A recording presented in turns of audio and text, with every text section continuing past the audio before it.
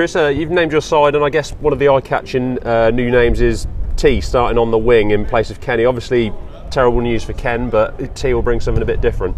Yeah, I thought Kenny was just coming into his game nicely, but he's had a shoulder dislocation, goes in for an operation on Monday, and could expect to be around about 12 weeks. But obviously T's been brought here to do a job for us, and he's itchy and ready to go, so he's gonna run out tomorrow.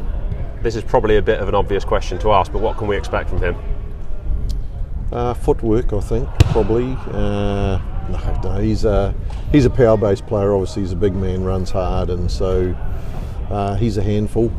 So we just need to find ways to get him into the game, and generally with big men, you often try and get them into the tight contests, but he's a great space runner as well. So if we can mix it up, that'd be great.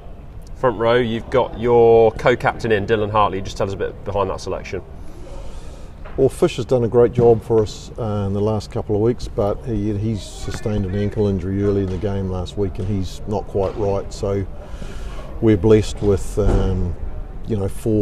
four good hookers and a young hooker in behind as well. So there's no point pushing Fish to this stage. Dylan has chipped away with a couple of nice performances off the bench, earns his chance, and Mikey Hayward, who's played a lot of games for the club.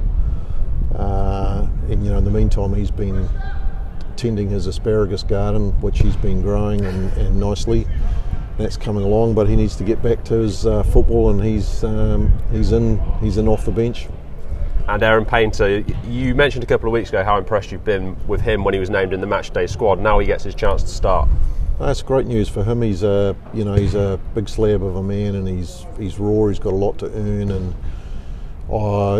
this is a start for him, and he's up against one of the best loose heads in the world, and in Vunipola, so he sees that as a great opportunity to test where he's at potentially.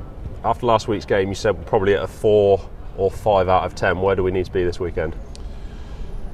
Well, Saracens are, they're a good side, and what they do outstandingly well, and so they bring a big pack and very physical, and we're going to have to deal with that. But it does give us some opportunities in and around that. So, that's a tough game for us, but we're looking forward to the challenge.